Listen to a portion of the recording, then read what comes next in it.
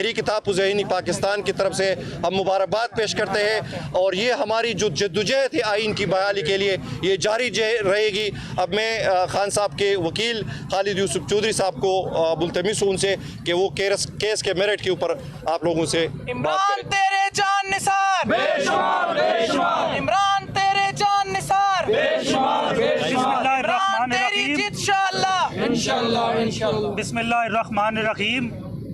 आज 2 साल से ज़ायद जारी रहने वाली कानूनी जंग सुप्रीम कोर्ट ऑफ पाकिस्तान से आज उसका फैसला हुआ। अल्हम्दुलिल्लाह 9 मई 2023 को जब इमरान खान को इस्लामाबाद हाई कोर्ट से गिरफ़्तार किया गया और नैब की हिरासत के अंदर जब वो थे तो उस वक़्त 9 मई के ये बदनाम ज़माना केसेस कायम किए गए और 2 साल तक इमरान खान का जो बुनियादी हक़ था, हक़ आज़ादी, वो सलब करके उनके ऊपर ये बेबुनियाद मुकदमात कायम किए गए जिनके ऊपर साजिश और इस तरह के इल्ज़ामात आयद करके एक साबिक़ वज़ीर-ए-आज़म पाकिस्तान की सबसे बड़ी सियासी शख्सियत, सबसे बड़ी सियासी जमात के रहनुमा, उनको एक नाइंसाफ़ी का सामना करना पड़ा। लेकिन वो जो नाइंसाफ़ी हमारी लाहौर इंसदादी दहशतगर्दी की अदालत से हमारे मुकदमात वहाँ से सफ़र करते हुए आज यहाँ सुप्रीम कोर्ट में आके पहुँचे और आज सुप्रीम कोर्ट ने जो फ़ैसला दिया है कि 9 मई में इमरान खान की दरख्वास्त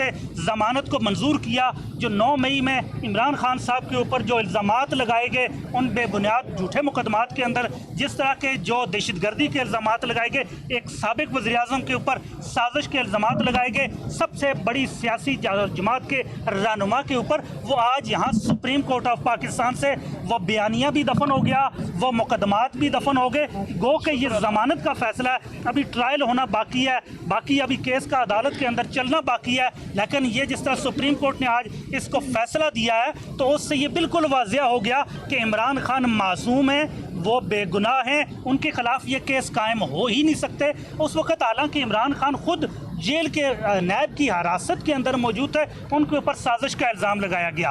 अब जो दहशतगर्दी का इल्ज़ाम लगाया गया, अब दहशतगर्दी के कानून के अंदर एक बाकायदा तारीफ़ मौजूद है। ना तो ये दहशतगर्दी के मुकदमात दहशतगर्दी एक्ट की तारीफ़ के मुताबिक पूरा उतरते थे, न ज़ाब्ता फौजदारी की जो तारीफ़ बनती है उसके मुताबिक साजिश की बुनियाद पर पूरा उतरते थे।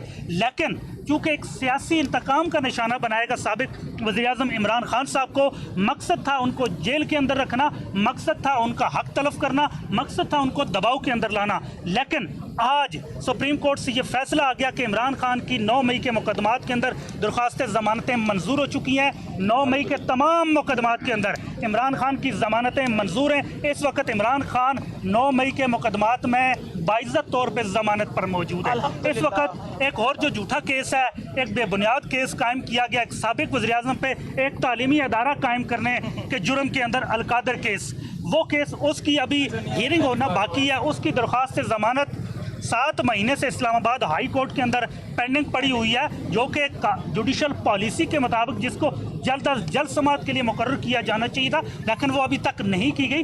अब वो जिस वक्त जैसे ही उसका भी मेरिट पे केस को टेकअप किया जाएगा तो उसका भी यही फैसला है, उसमें दरख्वास्त ज़मानत मंजूर होनी है।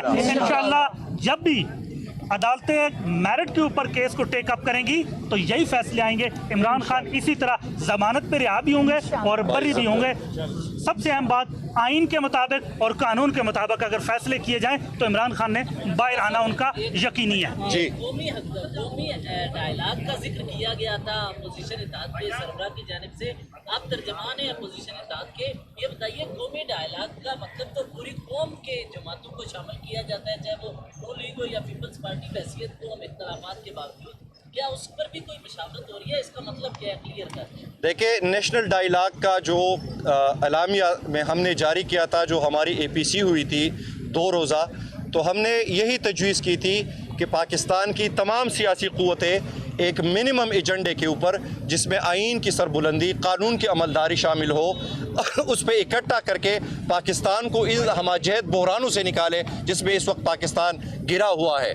तो तहरीक तहफ़्फ़ुज़ ज़हीनी पाकिस्तान आइन के उस पे प्लेटफॉर्म पे सबको बुलाना चाह रही है कि आए, इस मुल्क को आइन के मुताबिक चलाए। आज जो फैसला हुआ है, ये मैं एक बात अपने उसमें भूल गया कि हमसे ये मुतालिबा कर रहे थे कुछ लोग کہ معافی مانگی جائے. اب آج پاکستان میں کسی کے اندر یہ اخلاقی جرت ہے کہ وہ پاکستان کی قوم سے معافی مانگے, عمران خان سے معافی مانگے, تحریک انصاف سے معافی مانگے, ان ہزار کارکنان سے معافی مانگے جو اس وقت بھی اذیت میں ہے, جیلوں کے اندر ہے, ٹرائلز ہو رہے, ان کو ایک انسانی غیر انسانی سلوک ان کے ساتھ کیا جا رہا ہے, ٹارچر کیا جا رہا ہے. کیا کسی کے اندر اس ریاست کے اندر کوئی ضمیر زندہ ہے جو ان سب سے معافی مانگے؟ تو یقیناً ہماری جدوجہد آئین کی بحالی کے لیے, اور ہم سب کو یہ دعوت دیں گے کہ آئے اس ملک کو آئین کے مطابق چلائے. نہ ہم اپنے لیے کچھ مانگ رہے, نہ کسی سے کوئی خیرات وہ کر رہے. ہم یہ چاہتے ہیں کہ پاکستان ایسے نہیں چل سکتا. آئین ہی وہ ڈاکومنٹ ہے, وہ سوشل کنٹریکٹ ہے ریاست اور شہریوں کے بیچ, جس کی بنیاد پر اس ملک کو چلایا بھی جا سکتا ہے, بچایا بھی جا سکتا ہے. یعنی نون لیگ اور پیپلز پارٹی بشمول یہ ذکر آپ کر رہے ہیں پوری جماعت. دیکھیں, پہلے تو آپ نے اپوزیشن کی جتنی جماعتیں ہیں ان کو ایک سب پہ لانا کھڑا کرنا ہوگا, اور تحریک تحفظ یعنی پاکستان میں اس وقت 8 سیاسی جماعتیں موجود ہیں. ہمارے باقی جی ڈی اے ہو گیا جو 5 جماعتوں کی ایک الائنس ہے, اس طرح چھوٹی بڑی اور پارٹیاں ہیں. پہلے فیز میں ہم ان سب کو اکٹھا کر کے کنسنسس سے, اور ہم نے ایک نیشنل ایجنڈا تیار بھی کیا تھا جس کو ہم نے اسلام آباد پریس کلب میں آپ لوگوں کے سامنے رکھا تھا. تو یہ اسی کے کاوشوں کی ایک تسلسل ہے. بہت شکریہ. بہت شکریہ.